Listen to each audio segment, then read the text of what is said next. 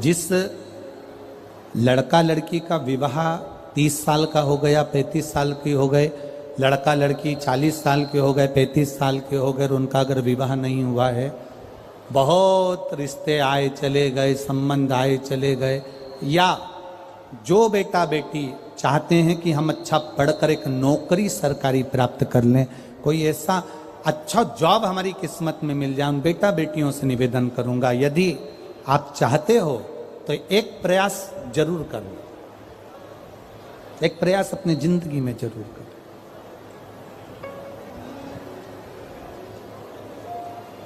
शिवलिंग समझ लेना जरा अच्छे से।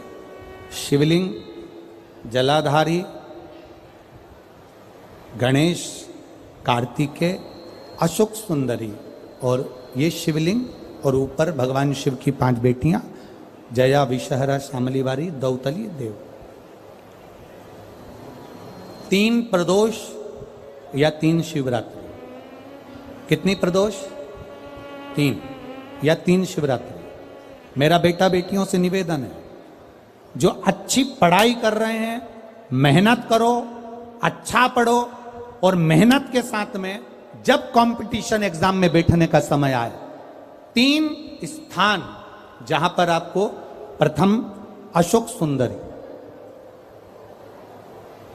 अशोक सुंदरी की जगह पर जब आप बेलपत्र समर्पित करेंगे तो डंडी का मुख जहां से पानी बहता है उस स्थान पर रखेंगे। दूसरा, शमी का पत्ता, शमी का पत्ता। दूसरा, शमी के पत्र को देवादिदेव महादेव पर जब आप समर्पित करेंगे तो उसका डंडी का मुख भी जहां से जल बहता है उस ओर रखेंगे। और तीसरे नंबर पर है आंख का पुष्प। एक पुष्प होता है आंख का सफेद, और एक पुष्प होता है हल्का सा नीला। करें दर्शन आप लोगों ने?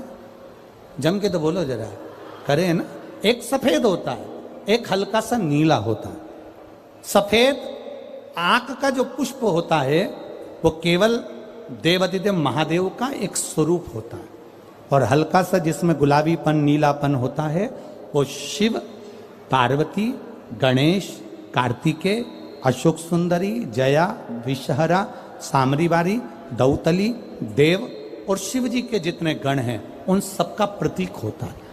तो तीसरे नंबर का जो आंख का गुलाबी कलर या हल्का नीला सा जो पुष्प होता है, उस 5 पुष्प का गुच्छ मां जगत जननी का जो स्थान है जलाधारी, जहां अगर आप इधर बैठे हो तो उसकी विपरीत दिशा, इधर बैठे हो तो उसकी विपरीत दिशा, इधर बैठे हो तो उसकी विपरीत दिशा, विपरीत दिशा में उस पुष्प को समर्पित करना है।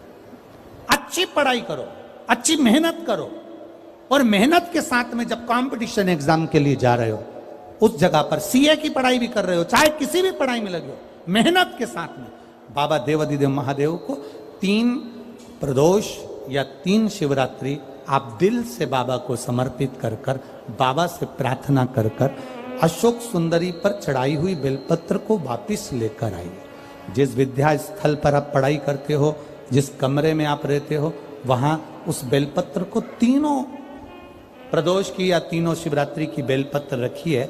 जिस समय बाबा आपकी नौकरी लगा दे, ये 3 बेलपत्र एक साथ किसी भी प्रदोष पर शिव जी को समर्पित करिए। ये शिव तत्व है।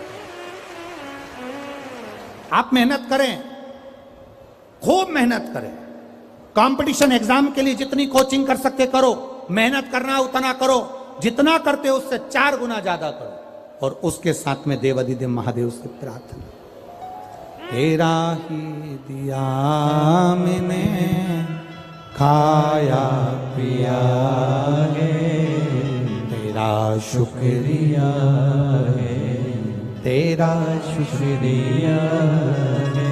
अब जिनका मंगल विवाह नहीं हो रहा, 30 साल हो गए, 35 साल हो गए, 40 साल हो गए, उनके लिए भी वर्णन आता है।